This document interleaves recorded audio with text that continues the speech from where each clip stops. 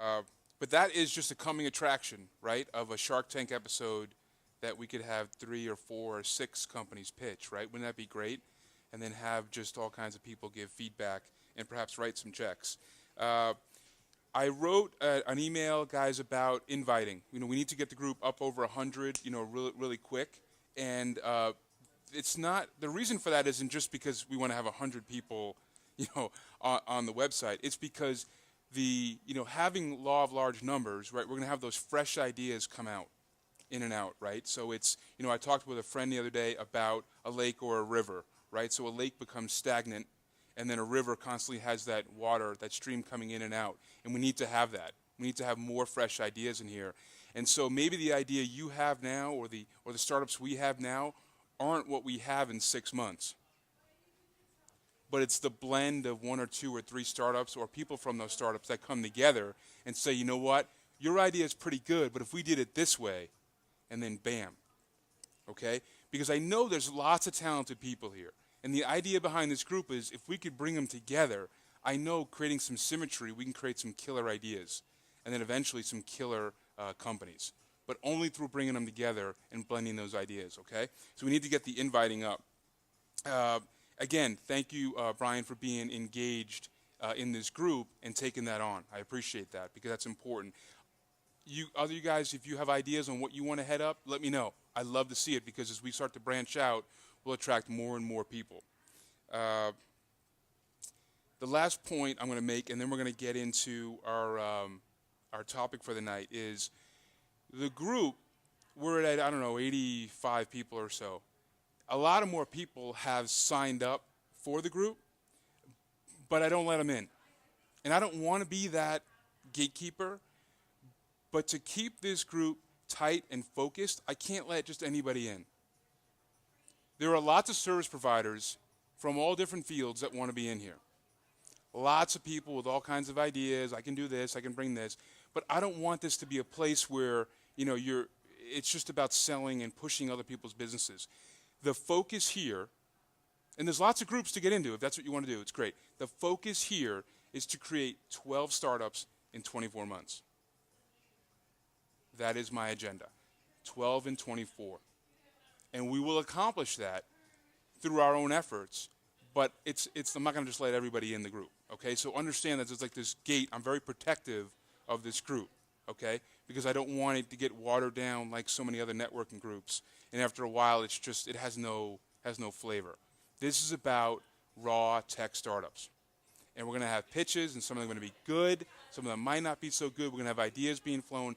But we're going to get our goal with this agenda, okay? So our topic for the night is how to build your product, which, if you think about that, it really flows nicely with the pitch we had, doesn't it? Although I had no idea that was going to happen on the same night, I'll take credit for the fact that it did happen on the same night. I'd like to welcome up our guest speaker, Chip Meyer. Chip Meyer now, for 30 years, has been developing technology solutions, especially in the Microsoft arena. He's been an advisor and an expert witness in court, and he's been successfully managing enterprise-level technology projects for a long time. A couple of really quick points. Back in 1999, he was the acting CIO for Sands Expo and Convention Center. He was also the acting CIO for the LA Dodgers. I'm a Yankees fan, so that does nothing for me. Any Dodgers fans? Oh, boy. And then he is the present acting CIO for the LA Center Studios. Welcome, Chip Meyer.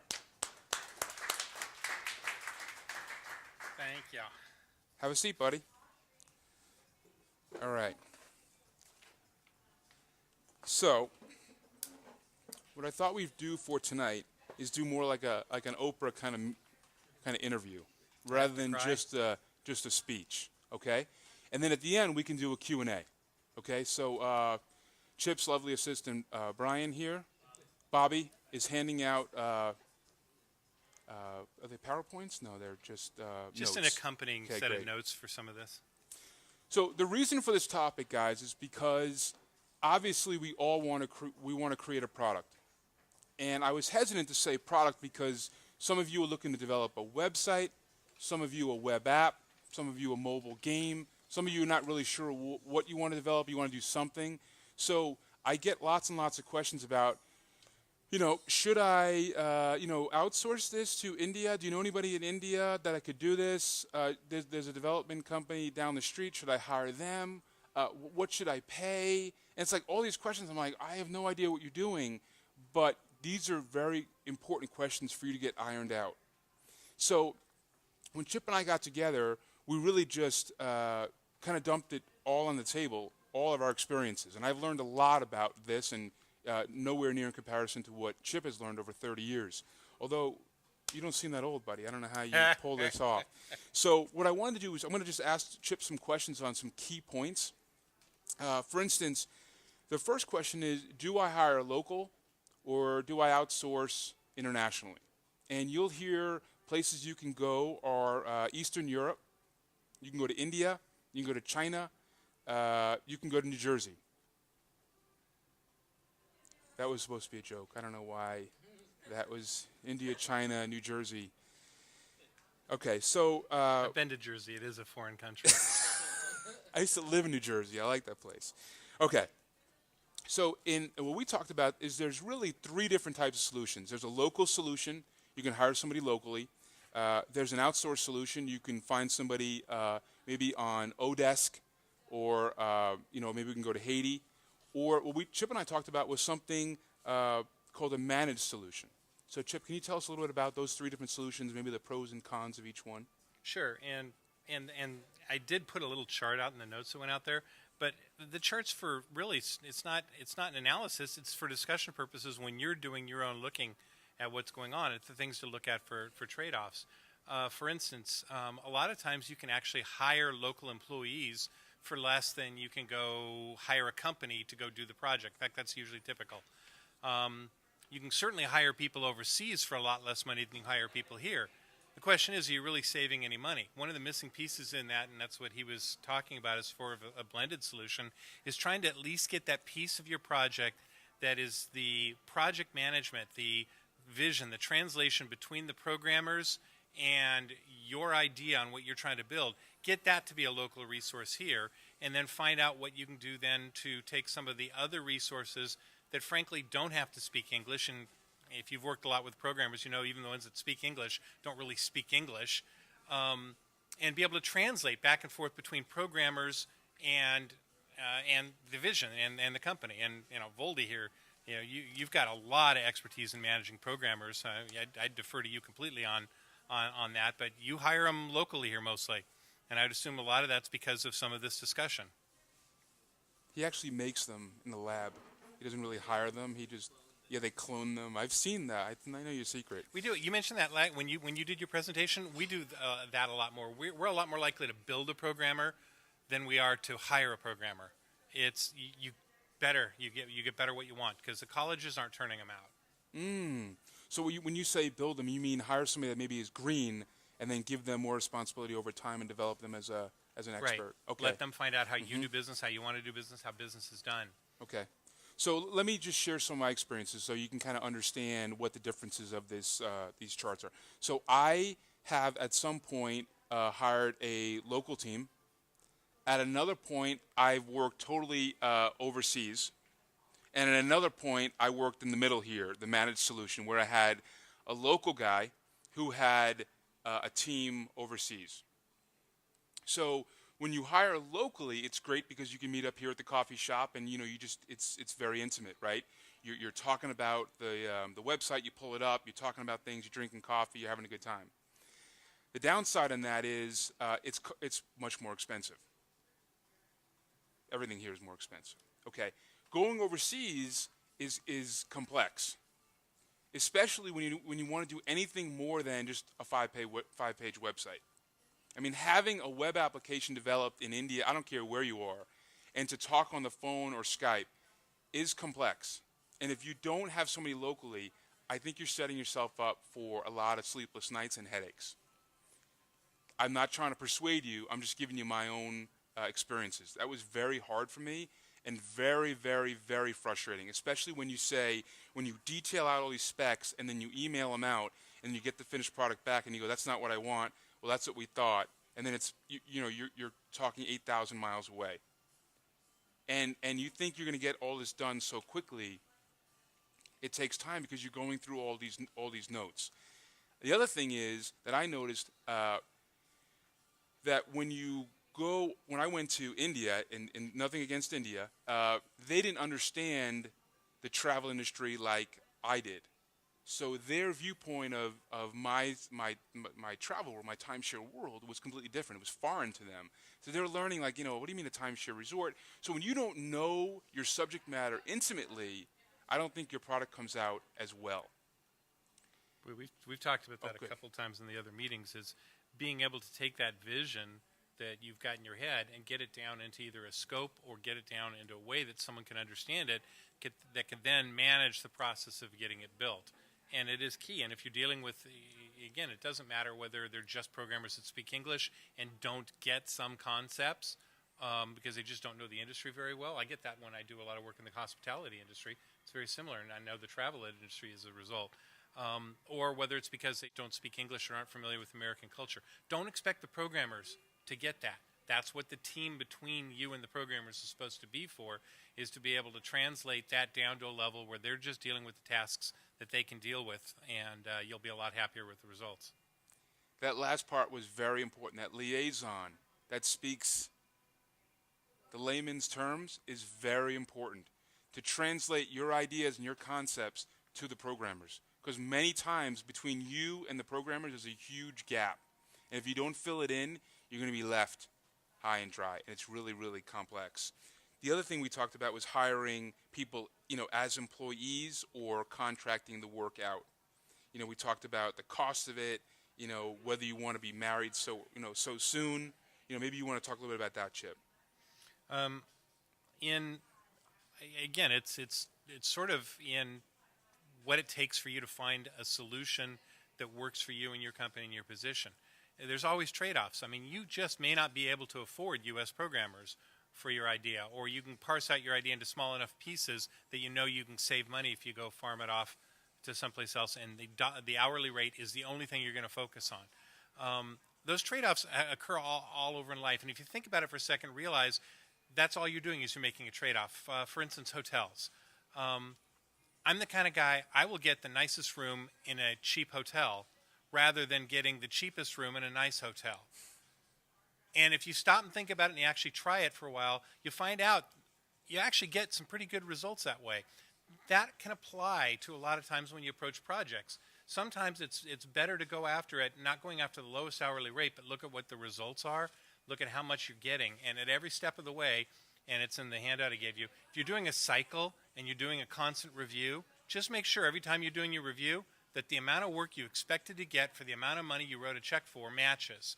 Past that, the hourly rate does not matter. Everything else is just window dressing. So you would go for a fixed price over hourly. In general, yeah. There's a lot of companies that won't do it, but if you can do it as a fixed price, it's a better approach. It keeps everyone more honest. Sometimes it means they're going to make more money than they would have off of you. Sometimes it means that you get to the end of the project and they're sweating bullets because they've gone over their internal budget for it. Hold them to their contract. That's the purpose. At least you all have a point of comparison at every point of the way. Otherwise, it's too easy to get snowed by all kinds of problems that aren't their fault but suddenly became your problem. Yeah, I think the big note here you want to make is do not fall for cheap dollars per hour. Do not lay them out and say this guy's $25 an hour, $75 an hour, $150 an hour. Wipe that clean. What can they produce in 3 hours, 6 hours, whatever you're going to do? And I would absolutely go, once again, for the fixed price. Do not get sucked into hourly. I know your developers probably prefer that because they want to work per hour. They know what's happening. But challenge them to create a fixed price program. It's also a good idea at that point to break it down into smaller pieces and only approve and agree to pay for one piece at a time if you can do that for as much as possible to be able to come back to that comparison point and say, did I get my money out of this? Yeah, let's talk about that now. So one more key point is when you find somebody that you like and you want to hire them, I would give them a small, manageable task and see how they handle it. Do not start a relationship with getting married.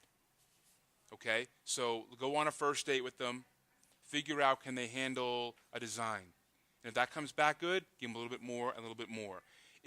This will save you frustration on both ends because they're going to be working with you as well. You might not be all that great either, right? They should get to know you and what your style's like and how specific you are and what you want. Because if they're working, and you're like, oh, no, I really wanted this, that's their time, and that their time is money, right? So I think that this is something we talked about, right? Give them that little bit, see how it turns out, date them, pay them, and then figure out if you're going to use them long term. The 3 documents we talked about that you will absolutely need when you embark on your project are your scope, your requirements doc, and your storyboard. And you can have other documents, but these are 3 critical documents you need to spend time on. You can't just, here's my vision, go and build. Be very specific. Tell them why they need to be specific. Well, the whole idea of, again, no matter which approach you take, either if you're hiring an outside company, you're hiring a manager to hire programmers behind it, or you're just hiring the programmers direct, you still have to, as we said, find that way to translate your vision into what their marching instructions are. Well, in order to be able to do that, they have to be able to understand that vision, be able to break it down, be able to produce their own diagrams, their own instructions, everything else behind it. And if you can't accomplish that, if you can't give them what your vision is, if you can't tell them what the scope of the project is, who the customers are supposed to be, how this whole thing's going to hold together, and then be able to document that out. If you can't even take the time to do that, there's no way you're going to be able to expect them to do that for you before it gets to the programmers. Okay, so let's define them. A scope document is, imagine a big circle, and all your major functions are in there. It's going to do this, this, this, and this. Okay, this is kind of like your big scope, and you can tell me when I'm off. Your requirements are very specific. The app needs to allow them to log in by, username, password, and a Facebook Connect. Okay, very specific. And the third thing is your storyboard. You should start to get a feel for how to lay out that page. This page flows to this page, flows to this page, flows to this page. If you don't do that and you don't know what you want, you're not going to get what you want. I promise you that. So here's something I learned. When I documented all this, I remember the developer I used was like, man, I've never had anybody document all their requirements. He's kind of like painting me as this, anal retentive guy. And I said, well, I just want to be specific on what I want. Well, we had a good relationship. 3 months down the road, the project's, coming towards the end. And he's like, no, that's not part of it. And I had the document initialed by both of us that said, no, here it is. And you could see he was kind of like, but that was part of the doc. Now, had it not been there, guess what would have happened? Ill will, right? Because I would have said, hey, man, it was in there. And he would have said, hey, man, no, it wasn't. And then it would have been that abrasive conversation, and I don't want to have that. So anything you want to add on that, Chip? Well, the problem actually works the other way around, too. There's a lot of people out there that live in that space of matching scope, matching requirements, delivering a product that is fully functional and completely useless. The whole idea of having scope and all the rest out there is still great, but you still have to make sure that your customers and your feedback and everything else around there says that this product is going to be something that we like, that we're going to embrace, it's going to be accepted. All too often, you get people that will match the requirements, meet the scope, and still at the end of it, you're saying, but I expected more, but it just doesn't flow well. It doesn't feel right. It really needs to do this, this, or this, and you're discovering that along the way, you were not giving them feedback that maybe scope had changed a little bit, or maybe the process wasn't working as smoothly of it, or maybe it was just plain a miss, and you're going to have to go back and rework it now. It's better to catch those things earlier, which is why we were talking about the ability to pivot. And again, if you're feeding back on this process to yourself, you should catch that stuff a lot sooner, which is why when you've got then a scope document, you also have to have beyond that the agreement what happens when scope changes, which is one of the reasons that fixed fee projects are both a great thing and a bad thing. If you can get a person participatory in helping to make the decisions on what the product should actually be, what the vision of the product should be, to actually help create some of that scope and have that buy-in, they can also accept the responsibility for changes along the way. So that's a dependency then. That's why hiring internal programmers tends to work out really much better from that standpoint, is those people are likely to buy in. Whereas a completely outsourced company, they're not bought in at all. They just want their check at the end of the time for the checkoff list. That's important to understand. Know that because so you won't be disappointed by that. So that when you feel like hey, I'm done, I need my check, you don't feel like, why are they breaking up with me? They need to move on to the next project. So you want to get all this stuff in writing.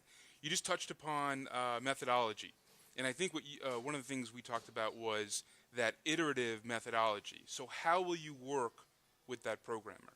So will you need to define this, right, in your agreement, that we're going to work, and every week we'll meet Friday afternoon, Monday morning, and go over what we have, and we'll both throw rocks at it. Right.